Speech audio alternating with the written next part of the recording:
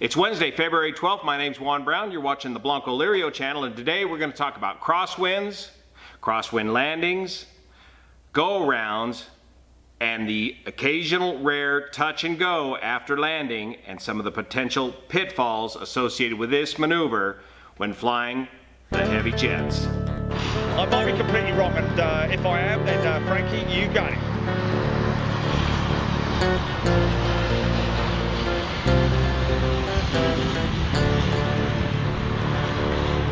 Oh my God.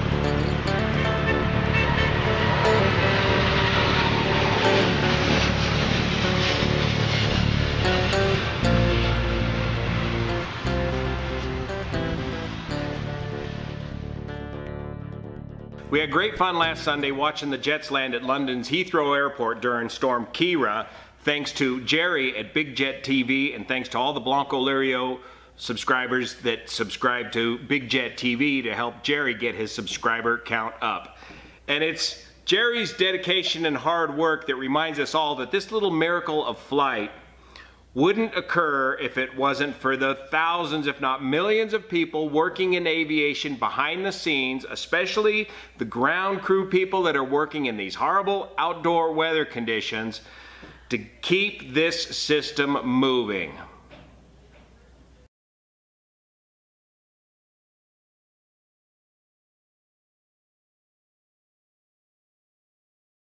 So let's break this down, starting with crosswind landings first, and get into a level of detail from a pilot's perspective that I wasn't quite able to get into because the action was just too hot and heavy last Sunday. Starting with, we'll use the Radian UMX mini glider here as our demonstrator. Crosswind landing from pilot's left to right, winds come in this direction. You're flying in a river of air. You need to keep this aircraft crabbed into the wind to maintain a desired track. Aircraft are doing this all the time, flying through various levels of crosswinds, crabbing through the air a little bit sideways to maintain the desired track. As a passenger, you don't feel that. It's simple 1G flight. As you come in to land, you need to maintain that stabilized approach. Remember, on glide path, on glide slope, and lateral guidance, on airspeed, that's -0 knots and +20 knots of your reference airspeed, and in the proper configuration by 1,000 feet, and maintain that all the way down. If you do not maintain a stabilized approach, you got to go around. At some point during that approaching the runway in a crosswind condition, you need to take out this crab and transition to a forward slip and flare, land and touch down. So to make that transition, this is where you could see the aircraft crabbing from the camera's viewpoint, where it looked like the aircraft was pointed right at Jerry and his camera crew, but he was flying towards the runway. And then as he gets close and into the flare, first off, you cannot land the aircraft in a crabbed condition. It's just too much strain on the landing gear. You have to straighten it out to some degree. These aircraft do not have crosswind landing gear like a B-52. So as you round out for the flare is the desired spot to take the crab out. In light aircraft like the Mighty Luscombe, and I'll venture to guess that tail dragger pilots tend to do this best because we have to land these aircraft absolutely straight all the time, or these tailwheel aircraft will ground loop right away, causing potentially significant damage. So in these aircraft, I tend to take the crab out very early to judge how much crosswind I'm dealing with on final and make sure I have enough control authority to handle this crosswind.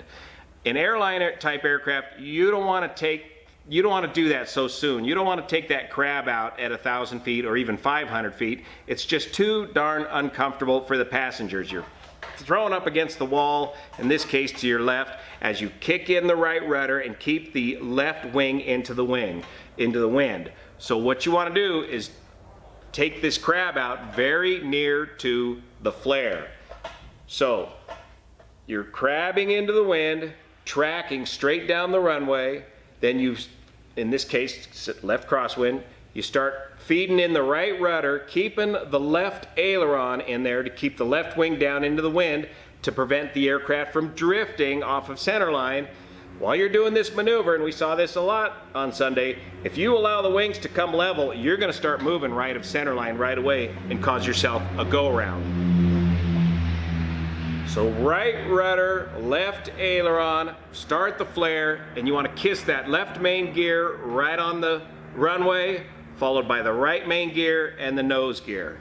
Now, it didn't always work out that way, as we saw Sunday, and you want a firm touchdown as well because it's a wet runway and you want to prevent hydroplaning. So that's the ideal crosswind landing. These landings are all hand-flown generally because autopilot limits auto land limits are generally along the order of 25 knot crosswind limit. When the winds are this gusty and you're bouncing all around and you can see the guys working really hard, the autopilots, it's just not safe to try to auto land in these kind of conditions when it's gusty and windy. You gotta hand fly it. Now, one portion of the automation that is frequently on during this is the auto throttles. We'll often leave the auto throttles on to maintain the proper airspeed while we hand fly the aircraft.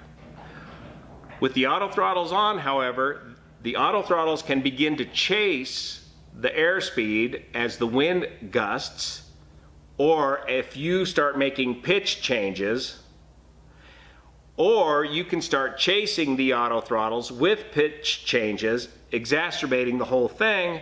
So oftentimes crews will disconnect the auto throttles as well as the autopilot and just set a throttle position that will average out the differences in speeds and maintain that speed range of plus or minus 10 knots, 20 knots total while on final. One thing that's very easy to do, especially in these newer fly-by-wire aircraft and Airbus aircraft, the computers are adding quite a bit of input into, more and more input into flight control systems all the time as these designs get further and further computerized. There's always a little bit of latency in that, and in the case of the Airbus, there's no feedback at all in an Airbus. It's just a joystick on a spring. The result is it's very easy to get into a pilot-induced oscillation with these fly-by-wire flight controls. So the smaller Airbus aircraft, you may see more rocking and rolling in these aircraft, and a lot of that is pilot-induced. The best thing I learned when I was flying the Airbus A320 was to do nothing. Set it and forget it. Try to get the correct wing angle that you need for your crab and eventually for your forward slip, and try to hold it there as best as possible without rocking the controls back and forth and starting this PIO. If you get into this PIO in the flare, you level those wings briefly, you're going to be off center line. If for any reason that approach becomes destabilized at that last 1,000 feet, or you simply don't like what's going on, it's time for a go-around. The basic litany for the go-around in the 777 goes something like this. Go-around, toga, flaps 20, positive rate, gear up, set missed approach altitude. That is a pre-rehearsed, memorized litany, as we call it, that you go through to make sure you get the proper steps in the proper order each time that you do a go-around. And this litany varies slightly from plane to plane. Breaking down that litany further, go-around toga, the toga or takeoff go-around switches are the paddle switches located underneath the throttles that engage the engines into the go-around mode. If the auto throttles are engaged, the engines will automatically spool up to a go-around power setting, and the flight director will command a go-around pitch setting. Point of clarification, I'm falling back on my old 75, 76 days. The toga switches are located here on the 767. On the 777, the toga switches are located just ahead and on top of the throttles. Flaps 20 reduces the aerodynamic drag on the aircraft and brings the flaps up to flaps 20 instead of full flaps so that you can climb out without so much aerodynamic drag on the aircraft. Positive rate, you indicate off of the radar altimeter, not the vertical speed indicators, that's a lagging instrument. The radar altimeter, the thing that measures the height from the ground, make sure that thing is climbing before you raise the landing gear so you don't settle down, back down onto the runway with the gear. And then finally, set missed approach altitude, which should have already been set back there on final to make sure that you climb to an appropriate altitude for this missed approach and remain deconflicted from other aircraft. Once you get the aircraft under control and flying away from the ground, aviate, navigate, communicate. The pilot not flying will then get on the radios and start coordinating for ATC for the go around and return back for another shot at another landing. They'll put them in a radar box pattern and bring them back around and sequence them in with the arriving aircraft for another landing. Again, there's plenty of fuel on the aircraft for a couple of shots at this before they got to divert to a different airport where the conditions are a little better. One variation on the theme is if in the event that you are hand flying the aircraft completely, that is, you have the autopilot off and the auto throttles off so that you're not chasing the pitch and power through the gusty wind conditions. When you toga the toga switches, when you hit the toga switches, the flight commander will command the climb, but you will need to manually set the power. With the auto throttles disengaged, the throttles will not move on their own. You need to do that movement. More on this in a second. Once you touch down, the ground spoilers, which have been armed for landing, should automatically deploy, deploying all those barn doors on the top of the wing to spoil the lift, to allow the weight to transition to the weight on the wheels, get the weight off of the wings and onto the wheels, so that the auto brakes can begin working. I prefer auto brakes 3 in a situation like this. You got several different settings, including max. The auto brakes also help you a bit with directional control as they evenly apply the brakes to both set of trucks. And the auto throttles go into a throttle hold mode. In other words, they disconnect, and typically you have the throttles at idle and then you begin your reverse thrust, and you carefully go into reverse on these slippery runways with all this crosswind. You're still struggling to maintain center line. You keep that left aileron into the crosswind in this particular situation as you're rolling out. Steering is still achieved with the rudders, and you can use a little bit of differential braking, but you really shouldn't need to. Now let's talk about the rare time when you have to do a touch and go after you've landed. Touch and goes, of course, we practice all the time in light aircraft. We rarely do them in the airliners. We rarely even do them in the simulator in the airliners. In the old days, before sims became so prevalent, they did them a lot in the airline industry. And in the military, we did a lot of touch and goes as well. We simply reset the flaps and trim as we were rolling out, and then pushed the power up and did a touch and go. In this case, what do you use for your airspeed reference? Well, you're going to use your reference speed that you had for your landing, and that's going to transition and become your V1 or V1 takeoff safety speed, and that will work just fine for a touch and go. Because of a crash of an Emerates 777 in Dubai a couple of years ago involving one of these touch and go maneuvers, we have reintroduced the maneuver back into the simulator, at least for the 777 training.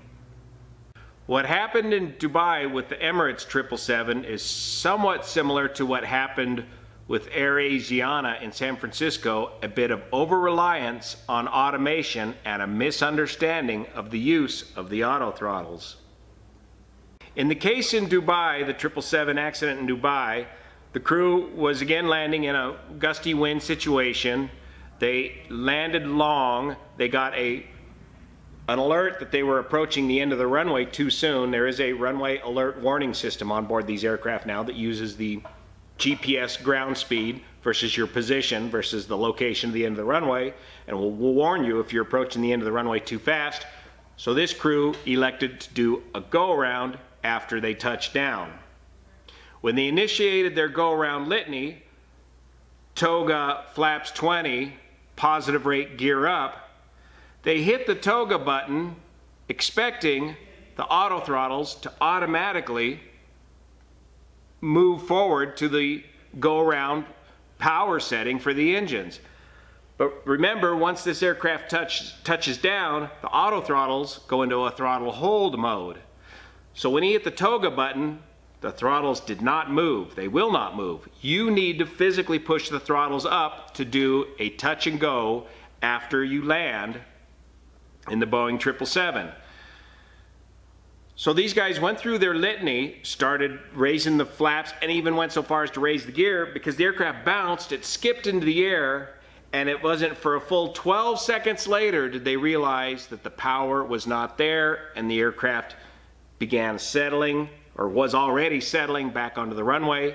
It was 12 seconds later that they began applying power. It was much too late, and the aircraft settled back onto the runway and slid to a halt and eventually caught fire.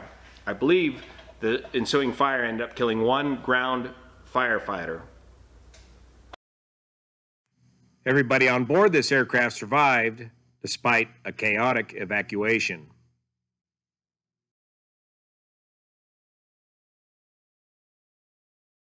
So the key to remember, the nuance to remember when you're doing a touch and go after you land is you need to fly the airplane. You need to physically move the throttles up to the go around position. The auto throttles will not do that for you automatically.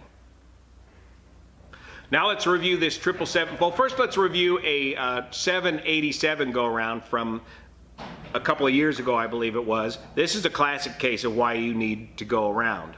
If this crew had not gone around in this particular touch and go, the second landing would have been extremely hard, possibly damaging the airframe. It would have required a considerable amount of power to be added to break that fall, and they would have been landing too far down the runway. So they did the right call by going around. If I am, then Frankie, you got it. This video clip is again courtesy of Big Jet TV, a British Airways 787 Dreamliner, and that little nudge down on the nose set this pilot up for this touch and go. The right call at the right time. On the Boeing 777 go around last Sunday, it's hard to tell from the camera angle what the situation was. Stand by. But on this go around, you notice right away, as soon as they touched down, the ground spoilers deployed, and almost as quickly as they deployed, they retracted. So something happened there. Perhaps they decided right away that this touchdown was too firm, we need to do a touch and go, and so they manually pushed the throttles forward, hitting the toga button, moving the throttles forward, which will automatically stow the ground spoilers. Big load of wind behind me now. Here we go. Oh, this is a 300, isn't it? This is a 300, I think. This is the British Airways 777 touch and go at London Heathrow during Sunday, February 9th, storm Ciara. Once again, is filmed by Big Jet TV.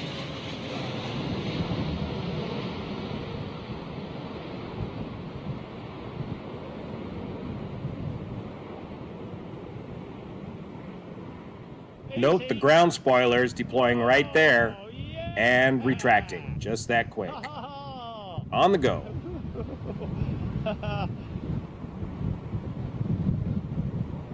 Oh, touch and go, touch and go, touch and go, first ever touch and go on Big Jet TV.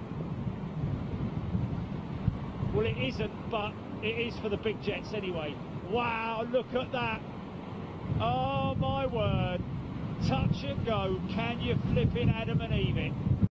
Though it looked like this landing on Sunday, the aircraft settled down okay and was going to stay down, the crew nevertheless elected to take it around, and that's their prerogative. So I hope this gives you a better understanding of crosswind landings, go-arounds, and touch and goes, or go around after you touch down on the runway in airliner type aircraft. Great job all the crews there dealing with the storm, Ciara, there in London last Sunday. And let's not forget all the thousands of ground pounders that were working out there in miserable conditions that make this miracle of aviation work and keeps the system moving. See you here.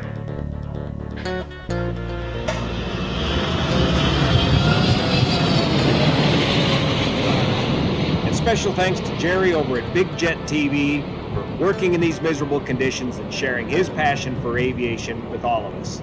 Go over there and show him some love. Easy. Whoa, yeah! Ha ha ha!